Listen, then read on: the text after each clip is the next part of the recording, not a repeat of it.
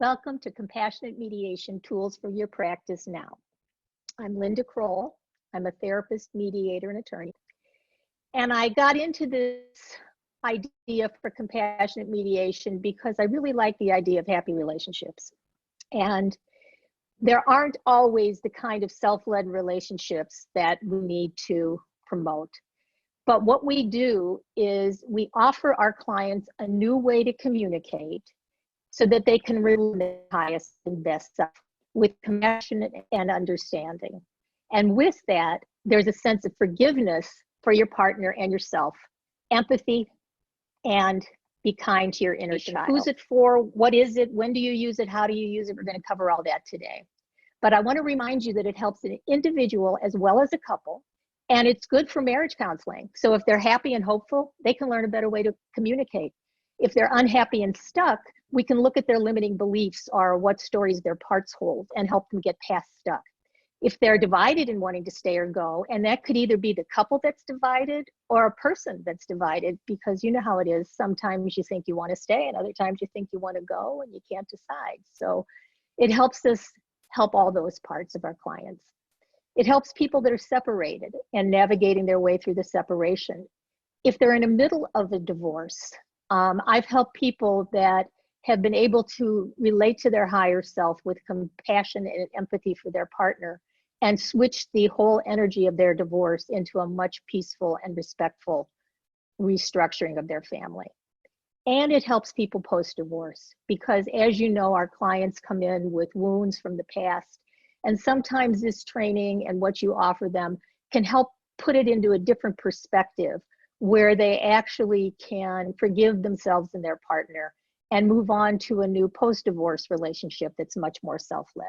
So you might have a client that comes in and they're suffering and they don't even know why they're suffering, but deep down there's a relationship issue that they're not getting to. So they may feel ignored, they may feel unloved. And if the individual comes to your office, you can still help them take what you teach them back to their relationship because it's going to help them communicate about everything. You help your clients avoid this and do more of that. Because when they're relating self to self, there's a oneness in that communication. I want to give you more tools, more collaboration. I want to help make you an expert in this field, whatever this field is going to become. I want to help you collaborate with other people and find a way to increase your confidence working with conflict, and also give you a certain expertise and eventually, if you want, a certification, which we'll talk. And we have a community here where all of these are represented. And they're all represented because it's important when couples get together that should they decide to separate or divorce, that everybody speaks the same language. Because if you're a therapist and you help someone to get to self and you send them to an attorney who's actually representing one of their extreme parts, a lot of that energy gets lost. So I'm hoping that we can take the seeds of this idea and send it out into the world, all over the world, and create a community of healing. So take a breath and just think about what you're like when you're with your clients. And how many of your clients are wondering, should they stay or go? We can help them by giving them the tools of this online or in person. And then you can help them with even more in your toolbox. So whether you've got a client whose partner is not paying attention, two people that are stonewalling, or somebody that's actively fighting, what are your challenges? I know I had a lot. Some people get anxious with couples in conflict. An angry man or woman reminds me of my spouse or parent. Sometimes I would side with the underdog. I'd see who seemed to be in more pain and I'd side with them, forgetting that the person that was angry was really in just as much pain as the person who was sad. You might feel that because you're not a mediator or an attorney, you can't offer information to your clients about legal or financial issues. But the reality is, once you even mention finances or law, you then deal with the feelings that come up around that. So there's the content, which I'll give you, And there's the process which you'll give your client. I don't know what to tell my clients. That's what I'm going to offer you. What's the information that can keep you one step ahead of your clients to help them navigate whatever decisions they're going to make? And I want to help you not refer out when divorce is mentioned. It just becomes an opportunity to help people decide whether that's what they really want to do, or if they come from their highest and best self, let go of their limiting beliefs, unburden pain from the past, and relate from their heart, can they create a new relationship? And often they can. And some of us might know how to stay in self with clients in conflict because, again, we're triggered in a lot of ways.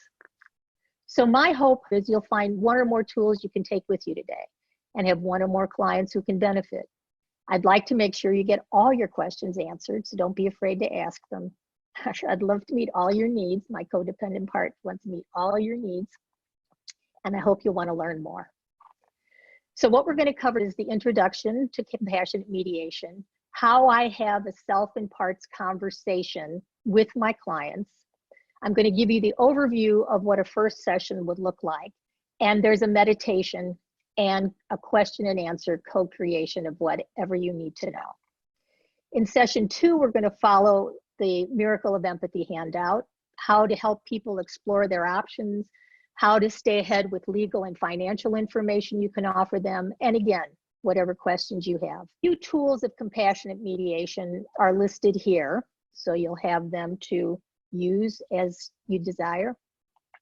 And in session 3, we'll go back to the tools, more legal and financial information. I'm going to talk to you more about the compassionate mediation program and coach certification if you're interested, and whatever else we have left of it. I think my view of the world is that behind every cloud, the sun is still shining. This was taken at daybreak in Sedona. And sometimes this is an opportunity for personal and spiritual growth. So what we're going to do is use this experience to help our clients, most of whom don't really know what they want. In other words, what they think they want and what they want changes from moment to moment. So I have a magic wand question.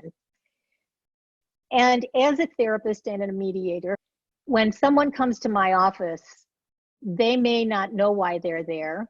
If they're there as a couple, they might be there for 2 different reasons. And I'll often find a way to ask them the magic wand question to find out if they could make the perfect relationship. What do they really want with their partner now? A more intimate relationship, a respectful separation, a peaceful divorce. And most of the time they're often not sure. And when they get to the place where divorce does become an option, litigation is the old-fashioned way where people fought with each other, sadly. Collaborative law is a wonderful alternative. It requires 2 clients to have their own attorneys. The 4 of them meet together. They often bring in other experts, and the attorneys promise not to go to court to battle it out. If they do become a battle, then they walk away from the collaboration. It involves a lot of experts, and so between litigation, collaborative law, mediation, standard mediation was the clients work with a mediator. And in all of these options, divorce is the only option. They both go in wanting a divorce. The thing I like about compassionate mediation is that we bring hope to conflict. We know how to stay present with someone's pain and give them a sense that when they become more self-led, the answers will be forthcoming, which leads to more hope, and then healing, and then happiness. So in terms of offering hope, I like to think we're talking them off the ledge. And what that means is I had a client call me for a session that I did online last week. And the biggest goal of that session was to help her realize she didn't have to do anything right now, because when they come to you, they're so by the backlog of pain and suffering, or walls that they've built around their heart, or filters through which they're judging their partner, that they feel like they have to make some decision now. And of course, that's a parts-led decision. It's not a self-led decision. So as we help them off the ledge, we give them hope that they don't have to worry about their children, because their children aren't going to hear the anger and the fighting or the withdrawal and the silence. They really are going to find a new way to communicate. And I teach them that in my first session, and I want to give you the tools to teach them that too.